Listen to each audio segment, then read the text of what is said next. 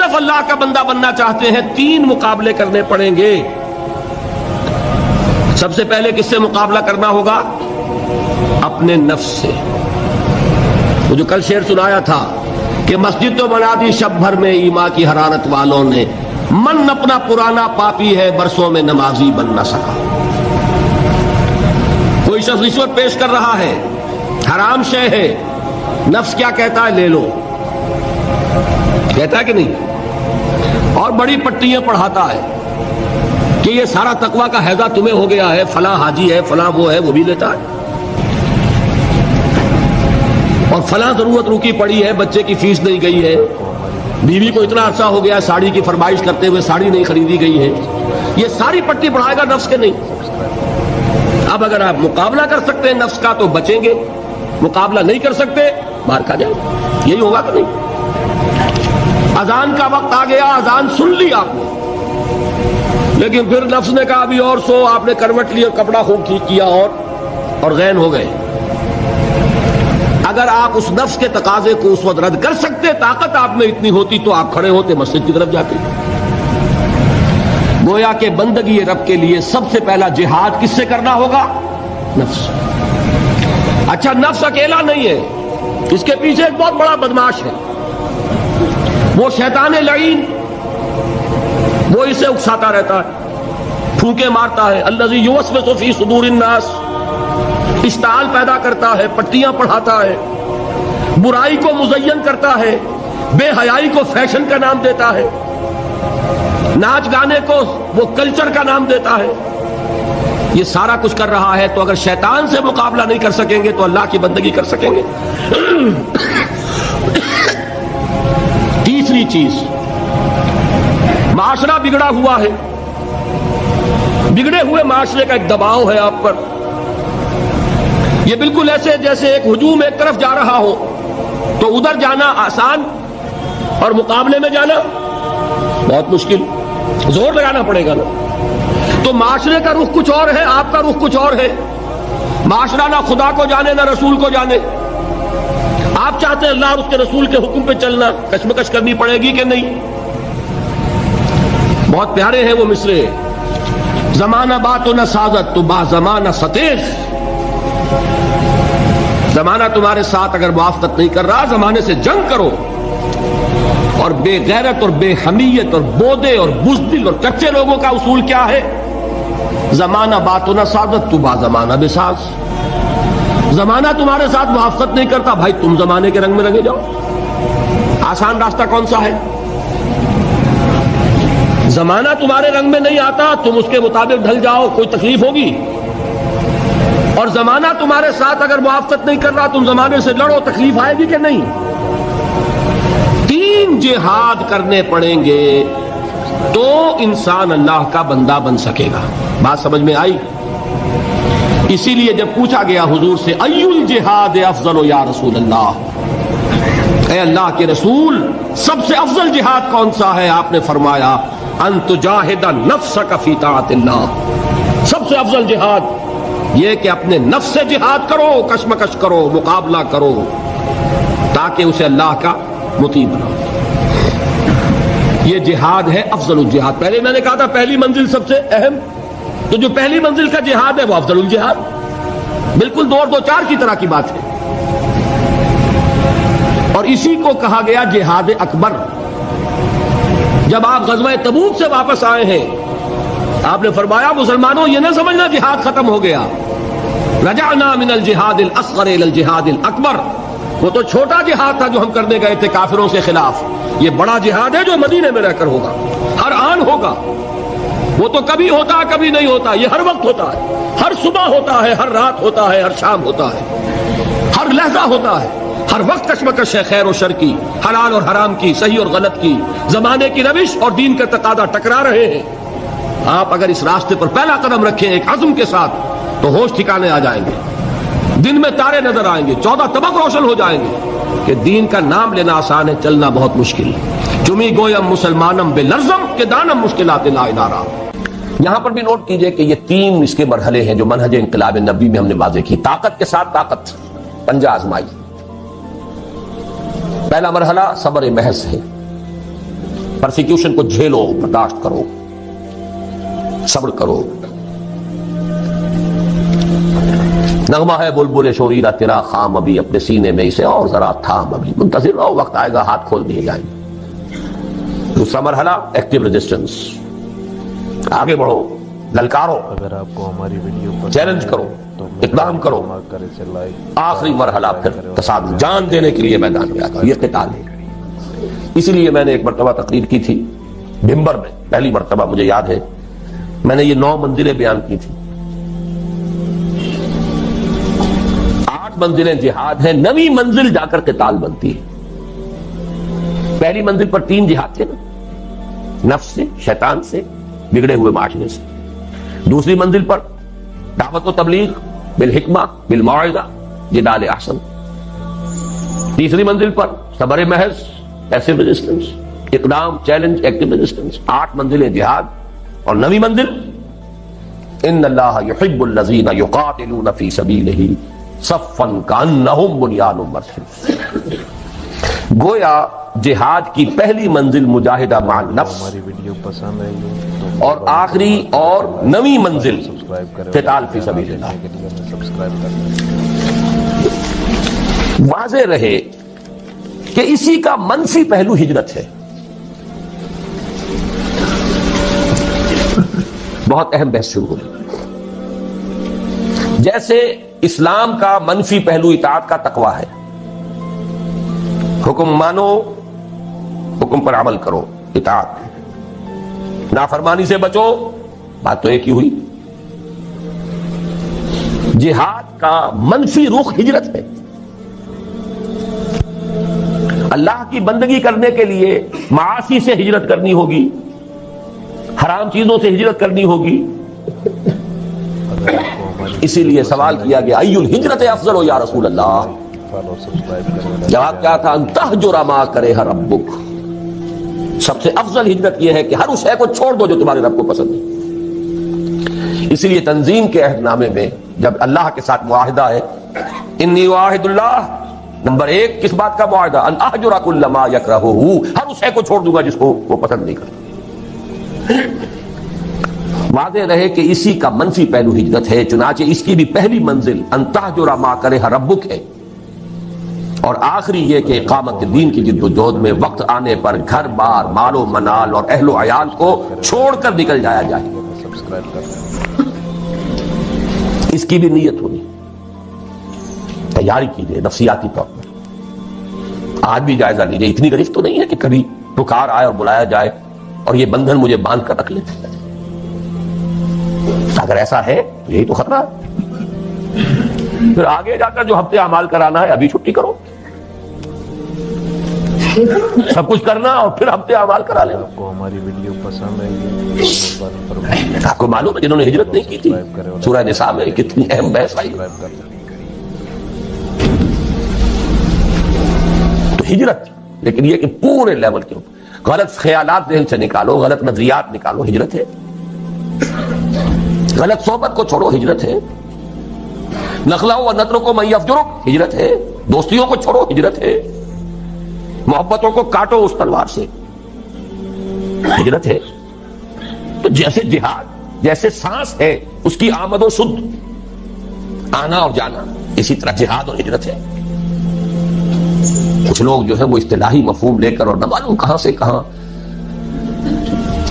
جب نیت میں فطور ہو، کام چوری ہو تو خوہ بدرہ بہانا ہے کسی آدمی. ویڈیو پسند آئی ہے جہاد اور ہجرت لازم و منصوب، ایک مثبت ایک منفی، کرنٹ چل ہی نہیں سکتا. ایک پازیٹیو وائر، ایک نیگیٹو وائر. جہاد کی پہلی 2 منزلوں کے لیے اصل آلہ و ہتھیار قرآن مجید ہے. نفس سے جہاد کریں گے، کس شے سے؟ کیسے ماریں گے نفس کو؟ اس کو پاک کرنا ہے کس سے؟ قرآن سے. یا ایھا الناس قد جاءکم موعظۃ من ربکم وشفاء لما فی الصدور. شیطان سے لڑو گے کس تلوار سے؟ کشتن ابلیس کار مشکل است، زاں کے او گم اندر اعماق دل است. خوشترا باشد مسلمان اشکنی، کشتہ شمشیر قرآنش، جاہدہم بہی جہادا کبیرا.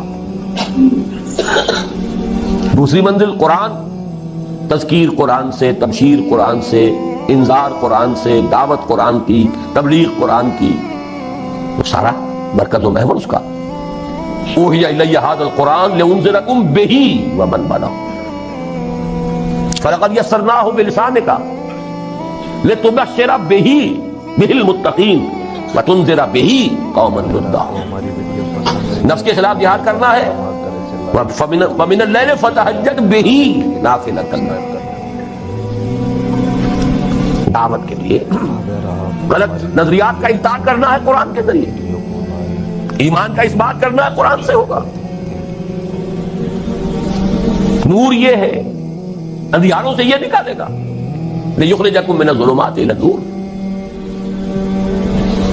فَآمِنُوا بِاللَّهِ وَرَسُولِهِ وَالنُّورِ الَّذِي أَنزَلْنَا وَجَاهِدْهُمْ بِهِ جِهَادًا كَبِيرًا. مکی دور کی شمشیر قرآن اتر کر ہرا سے سوئے قوم آیا اور ایک نسخہ کیمیا سا. جہاد کی پہلی دو منزلوں کے لیے اصل آلہ و ہتھیار قرآن مجید ہے، یعنی جہاد بالقرآن.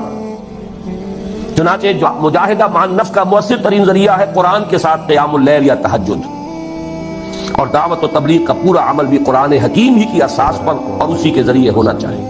یتلو علیہم آیاتہ ویزکیہم ویعلمہم الکتاب والحکمہ. سارا اساسی منہاج قرآن کی مد گھوم رہا. تیسری اور آخری منزل عہد حاضر میں جہاد بالید کی موضوع ترین صورت فواحش و منکرات کے خلاف پرامن مظاہرے ہیں. صرف مظاہرہ نہیں، پکیٹنگ، گھیراؤ، جلاؤ نہیں، گھیراؤ نہیں ہونے دیں گے. بل حافظون لحدود اللہ. چلاؤ گولی، مار دو جتنوں کو مارتے ہو. شہادت مطلوب و مقصود مومن، نوال غنیمت نہ کشف کشاد. یہ میرا کل کا موضوع ہے، لیکن یہ کہ یہاں جہاد بالید کسی کو نہیں منکر بالید کہا ہے. من رأى منكم منكرا فليغيره بيده فإن لم يستطع فبلسانه فإن لم يستطع فبقلبه وذلك ضعف الإيمان. ومن جاهدهم بيده فهو مؤمن ومن جاهدهم بلسانه فهو مؤمن ومن جاهدهم بقلبه فهو مؤمن وليس وراء ذلك من الإيمان حبة خردل. لیکن نوٹ کیجئے، لیکن اس میں نوبت فقہائے کرام کی طے کردہ شرائط کے تحت قتال یعنی جہاد بالسیف تک بھی آ سکتی ہے. اس کو یہ سمجھ لینا کہ یہ سرے سے اب دائرے سے خارج ہو گیا، یہ تو قادیانیوں کا خیال ہے، اور بالفعل ہمارے بہت سے علماء اسے خارج کیے بیٹھے، بڑے بڑے مفکرین خارج کیے بیٹھے. بعض لوگوں کو یہ مغالطہ لاحق ہو گیا ہے فاسق و فاجر حکمرانوں کے خلاف خروج نہیں ہو سکتا.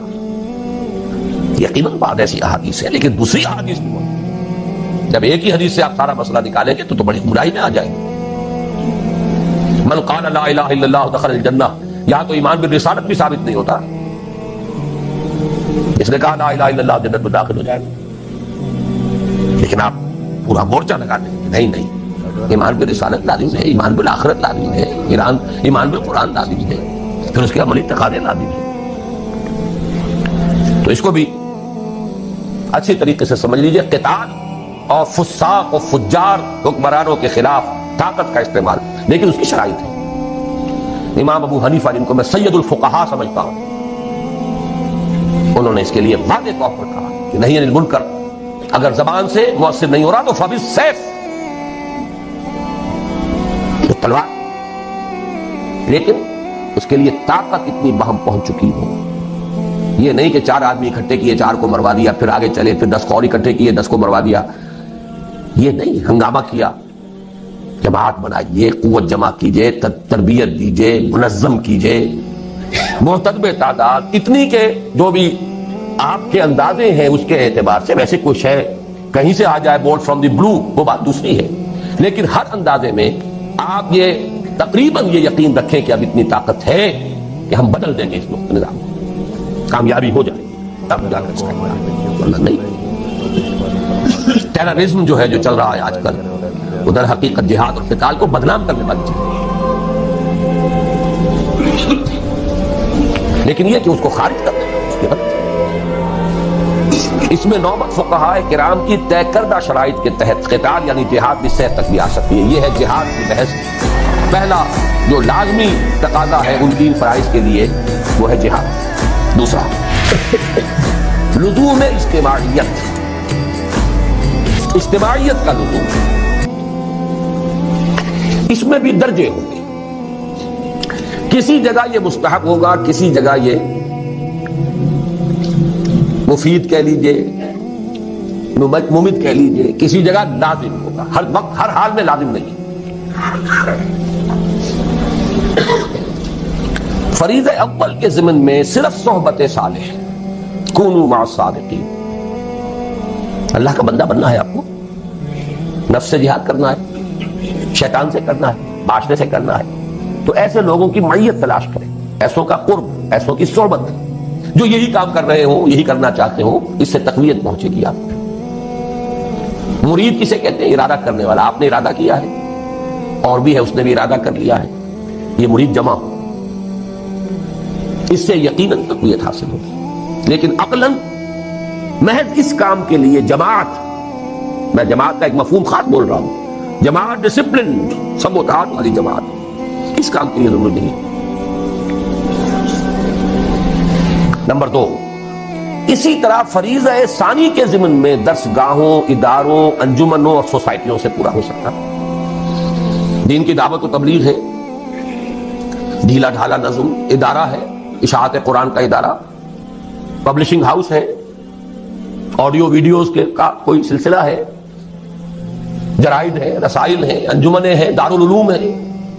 یہ سب اس کا ذریعہ ہے. یہ جماعتیں نہیں ہیں. اجتماعیت تو ہے. لزوم اجتماعیت لکھا ہے میں نے اوپر. اجتماعیت ایک عام لفظ ہے. یہ لوز آرگنائزیشنز، ایسوسیشنز، انجمنیں، ان میں وہ سب ہوتا ڈسپلن یہ نہیں. ٹھیک ہے، ایک دستور ہے، قانون ہے، اس کے مطابق آپ نے تقسیم کار کر لی ہے. کوئی صدر ہے، کوئی سیکریٹری ہے، جس کی ٹانگ گھسیٹی ہو گھسیٹ لیجیے، نو کانفیڈنس لے آئیے اس کے خلاف. جس کو آپ برقرار رکھنا چاہیں رکھیں، جو بھی رکھیں. آپ کا دارالعلوم ہے، اس کا کوئی محتمم ہے، بہرحال ایک نظم تو وہاں ہوگا، لیکن یہ کہ وہ جماعت کا سلسلہ نہیں ہے. لیکن اب ہے اصل شے، فریضہ ثالث کے ضمن میں سم و طاعت فی المعروف کے ٹھیٹھ اسلامی اور عسکری اصول پر مبنی جماعت کے بغیر پورا نہیں. کوئی احمق ہوگا جو سمجھے کہ یہ کام ہو سکتا ہے بغیر اس کے. ٹھیٹھ اسلامی اور عسکری ملٹری ڈسپلن، وہاں آپ کو یہ اختیار نہیں ہے، حق حاصل نہیں ہے کہ آپ اپنے سپیریئر سے یہ پوچھیں کہ یہ حکم آپ کیوں دے رہے ہیں، مجھے کیا حکمت ہے. There's not to reason why, there's but to do it die. عسکری اور ٹھیٹھ اسلامی سم و طاعت، فاسمعوا واطیعوا. اللہ کی سم و طاعت مطلق، رسول کی سم و طاعت مطلق، اللہ یہ کہ وہ خود کہہ دیں کہ یہ صرف میرا مشورہ ہے، حکم نہیں ہے. جیسے حضرت بریرہ نے پوچھ لیا تھا. حضرت مغیث ایک غلام تھے، حضرت بریرہ ایک کنیز تھی، ان کے ساتھ نکاح تھا. حضرت عائشہ کی کنیز تھی حضرت بریرہ. حضرت عائشہ نے انہیں آزاد کر دیا، اب ان کا سٹیٹس ہو گیا اونچا، وہ غلام کے غلام تھے. یہ ایک خیار حاصل ہوتا ہے، اختیار، چوائس. کنیز پہلے جس کے نکاح میں تھی، کنیز ہونے کی حیثیت سے کسی غلام کے، اب جب وہ حرہ ہو گئی، آزاد ہو گئی، تو شی ہیڈ این آپشن. وہ چاہے تو اب اس کے نکاح میں رہے، چاہے تو نہ رہے. کفر نہیں رہا نا اب وہ. اگر آپ کو ہماری ویڈیو پسند تو حضرت بریرہ نے کہا میں تو اب اس کے نکاح میں نہیں رہوں گی. مغیث کی فالو سبسکرائب کریں. انہیں بہت محبت تھی، انہوں نے پہلے خود خوش آمد کی، نہیں مانی، پھر سفارش کروائی. سفارش بھی کس کی؟ محمد رسول اللہ صلی اللہ علیہ وسلم کہ حضور اس سے کہیے. حضور نے فرمایا بریرہ کیا حرج ہے اگر تم مغیث کے گھر میں رہو. پورا فوراً سوال کیا، حضور آپ کا حکم ہے یا مشورہ؟ فرمایا نہیں، حکم نہیں ہے، مشورہ ہے، تو میرے لیے قابل قبول نہیں ہے. حکم کو نہیں ٹالا. ما كان لمؤمن ولا مؤمنة اذا قضى الله ورسوله امرا ان يكون لهم الخيرة. مشورے کو آپ سوچ سکتے ہیں، ٹھیک ہے، چوائس ہے. ایک عورت جانتی ہے کہ بیوی کی حیثیت سے اسے کیا فرائض ادا کرنے ہیں، ذہناً قلباً جس کو وہ قبول نہ کر رہی ہو، اس کے ساتھ وہ حقوق جو ہیں وہ ادا کر سکے گی کہ نہیں کر سکے گی. شی نوز اٹ بیٹر. حکم نہیں دیا، لیکن حکم ہو تو سم و طاعت مطلق، نو ایکسیپشن. آگے چل کر حضور کے بعد اب ہے فی المعروف، صرف ایک اس کے اندر ایکسیپشن ہوگی، اگر اللہ اس کے رسول کے بعض احکام کے خلاف کوئی بات ہے تو نہیں مانے. اس کی وضاحت میں بعد میں کروں گا کیونکہ مجھے آج ایک حدیث بھی ذرا آپ کو پڑھانی ہے. تو یہ لزوم اجتماعیت جو ہے، اس کا تقاضا فریضہ اول کے ضمن میں صرف صحبت صالح سے پورا ہو جاتا ہے، کونوا مع الصادقین. سیکنڈ لیول پر درس گاہوں، اداروں، انجمنوں اور سوسائٹیوں سے پورا ہو سکتا ہے. سم و طاعت والی جماعت ضروری نہیں، لیکن فریضہ ثالث کے ضمن میں سم و طاعت فی المعروف کے ٹھیک اسلامی اور عسکری اصول پر مبنی جماعت کے بغیر پورا نہیں ہو سکتا. یہی مراد ہے حضور کے ان الفاظ مبارکہ سے، آمرکم بخمس بالجماعت والسمع والطاعت والہجرت والجہاد فی سبیل اللہ. آپ یہ بھی کہہ سکتے ہیں میں نے پورا جو ہے یہ 2 گھنٹوں میں صرف اس حدیث کا درس دیا ہے آپ کو. جہاد اور ہجرت جڑے ہوئے بریکٹڈ، سم و طاعت جڑے ہوئے بریکٹڈ، جماعت پلس بریکٹ شروع، سم جمع طاعت بریکٹ بند، جمع بریکٹ شروع بلکہ ضرب، یہاں جمع نہیں ضرب، بریکٹ شروع جہاد پلس ہجرت بریکٹ بند. اس حدیث کو یوں ذہن میں رکھیے. جماعت کون سی؟ سم و طاعت والی. یہ لازم و ملزوم ہے، بریکٹ ہے، سنو اور مانو. یہ کس لیے ہے؟ ضرب دینا ہے اس کو، وہ ہے ہجرت و جہاد. آمرکم بخمس بالجماعت والسمع والطاعت والہجرت والجہاد فی سبیل اللہ. تیسرا لزوم بیعت. تو نماز کے لیے پاک، وضو کے لیے پاک پانی. بیعت جو ہے، ایک تو ہے بیع، وہ تو اللہ سے ہوئی، جان و مال اس کے حوالے، جنت حق کے امیدوار ہیں. ایک ہے بیعت کسی انسان کے ہاتھ پر. وہ انسان رسول بھی تھے تو انسان تھے، ان کے ساتھ بیعت سم و طاعت مطلقاً. اب آپ کے بعد جو انسان ہے غیر معصوم ہے، چاہے وہ ابو بکر ہو، ان کے ساتھ سم و طاعت فی البات. بالکل میتھمیٹیکل سمجھیے چیزوں. لیکن بیعت کے ضمن میں بھی ایک ہی طرح کا تقاضا نہیں ہے، تینوں لیولز پر کچھ فرق ہو جائے. پہلے 2 فرائض کے ضمن میں بیعت سلوک کو ارشاد کی صورت میں کفایت کرتی ہے، لیکن یہ جو بیعت ہمارے ہاں چل رہی ہے، سلوک اور ارشاد کی بیعت، بہت اچھی بات ہے کہ اس کے لیے بھی لفظ بیعت استعمال ہوا، تاکہ معلوم ہو کہ یہ ہمارے دین کا ایک مستقل اس کی اصطلاح ہے، اس کا ایک فکر ہے. اور وہ بیعت عقبہ اولا کے ساتھ میں سمجھتا ہوں کہ اس کا ربط اور تعلق ہے. بیعت ارشاد، پہلی بیعت حضور نے یہی لی تھی، شرک نہیں کریں گے، چوری نہیں کریں گے، زنا نہیں کریں گے، تہمت نہیں لگائیں گے وغیرہ. اور جس نیک بات کا آپ حکم دیں گے وہاں معروف تھا. یہ پہلا درجہ تھا اس بیعت کا بھی. آج وہ بیعت ازروئے قرآن صرف بیعت النساء ہے. یہ سلوک کی بیعت زنانہ بیعت ہے، یہ مردانہ بیعت نہیں ہے، زنانہ بیعت. غور کر لیجئے اس کو. قرآن حکیم نے وہی الفاظ دیے، حالانکہ سورہ ممتحنہ سن 6-7 میں نازل ہو رہی ہے. بیعت عقبہ اولا سن 10 میں، سن 10 نبوی، ہجرت سے 1.5-2 سال قبل لی جا رہی ہے. ایک فصل ہے 8-9 برس کا. ٹھیک ہے، وہی الفاظ جو بیعت عقبہ اولا کے تھے وہی قرآن میں آئے. بیعت النساء، یہ زنانہ بیعت ہے، مردانہ بیعت نہیں ہے. مردانگی تو چاہیے، وہ میدان میں جب آنا ہے. اگر آپ کو ہماری ویڈیو مردانہ بیعت وہاں رکھا تو مہربانی فرما کر وہ فرض خواتین پر نہیں، زنانہ بیعت لیکن ہے بیعت. اس کے بارے میں ہمارے ہاں وہ جو اہل حدیث مسلک کے لوگ ہیں وہ اس کی نفی کر دیتے، کوئی بیعت نہیں، اس کا کوئی اصول نہیں، کوئی اس کا ثبوت نہیں. غلط بات ہے. بیعت عقبہ اولا بیعت یہی ہے، بیعت النساء بیعت یہی ہے، بیعت ارشاد ہے، وہ بھی صحیح ہے، حق ہے. لیکن وہ بیعت جو مردوں سے مطلوب ہے وہ کچھ اور ہے. اگر یک قطرہ خوداری اگر مشتے پرے داری بے آبا من تو آمودم طریق شاہ بازی راہ. مردانگی اس کے لیے بیعت جو ہے وہ ہے نمبر 3. فریضہ سادس کے ضمن میں بیعت سمع و طاعت فی المعروف کی صورت لازمی و لابدی. اب میرے پاس اور الفاظ نہیں ہے جس کو میں تاکید کیسے دوں, کیسے کروں. لازمی ہے, لابدی ہے, کوئی اس سے رستگاری نہیں. یا تو کہیے کہ وہ فرض ہے ہی نہیں, ٹھیک ہے چھٹی ہو گئی. جس گاؤں جانا نہیں اس کا راستہ کائے کو پوچھنا. اگر مانتے ہیں کہ وہ فرض ہے, بلند ترین منزل کے لیے جد و جہد فرض, تو کوئی پاگل ہوگا, احمق ہوگا, ڈھیٹ ہوگا جو اس کے لزوم کا انکار کرے.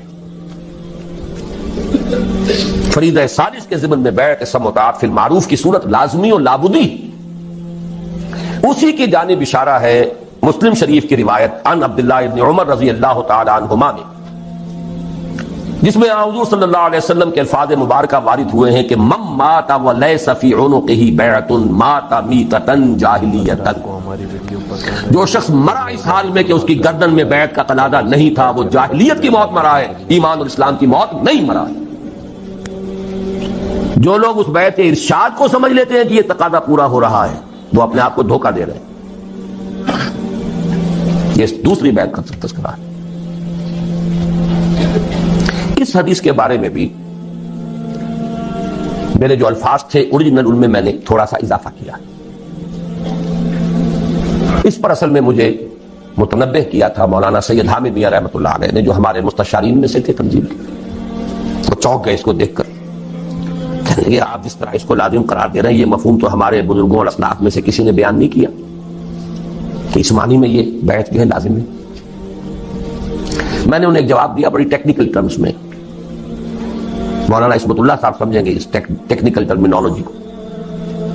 میں نے کہا مولانا پہلی بات تو یہ ہے کہ کسی شے کا عدم ذکر اس کے عدم وجود کو مستلزم نہیں ہے. کسی شے کا ذکر نہ کیا جائے تو اس کا مطلب یہ نہیں کہ وہ ہے نہیں. یہاں کتنے لوگ ہیں, میں کچھ لوگوں کا ذکر کرتا ہوں تو اس سے باقی لوگوں کی نفی تو نہیں ہو جائے گی. اگر اسلاف میں سے کچھ لوگوں نے اس کا ذکر نہیں کیا تو اس سے یہ لازم نہیں آتا کہ تھا ہی نہیں. مثال دی, اور میں بہت ہی اللہ کا شکر ادا کرتا ہوں کہ میرے علم میں وہ مثال آ گئی تھی, کیونکہ میرے استاد بھی تھے مولانا منتخب الحق قادری. انہوں نے بتایا کہ ان کے جو استاد تھے مولانا معین الدین اجمیری رحمۃ اللہ علیہ, ان کی جو لائبریری تھی اس کی ایک الماری ایسی تھی جس کی وہ چابی کسی کو نہیں دیتے تھے کبھی. اس کی کتابیں جھاڑنی ہوتی تھی تو خود ہی. ایک مرتبہ کہیں طبیعت ناساز تھی اور یہ ان کے بہت چہیتے شاگرد تھے, مجھے دے دی, اور وہ رہتے تھے قبرستان میں کوئی جگہ بنائی بھی تھی, وہاں رہتے تھے. یہ بھی وہ کہتے تھے ہماری سمجھ میں نہیں آتا تھا, ان کے پاس اچھے بھلے گھر موجود ہیں اجمیر شہر کے اندر, وہاں کیوں نہیں رہتے. اور پھر یہ کہ وہاں پہ کچھ لوگ آتے رہتے تھے, ولایتی کہتے تھے, پٹھان اس وقت جو افغان پٹھان ولایتی آتے رہتے تھے. ایک دفعہ طبیعت ناساز تھی, انہوں نے فرمایا کہ تم ذرا میری الماری یہ صاف کر. تو میں نے دیکھا اس میں رجسٹر تھا جس میں ان لوگوں کے نام درج تھے جنہوں نے ان سے بیعت جہاد کی ہوئی تھی, اور یہ شاگرد چہیتے ترین شاگرد, انہیں پتا بھی نہیں. تو عدم ذکر عدم وجود کو مستلزم نہیں. اگر آپ کو ہماری ویڈیو پسند ہے سمجھ لیجیے بات, جس کی مثال یہ ان کے علم میں آیا کہ وہ تو بیعت جہاد وہ لے رہے تھے, لیکن یہ کہ ابھی انہوں نے اس کو خفیہ رکھا ہوا.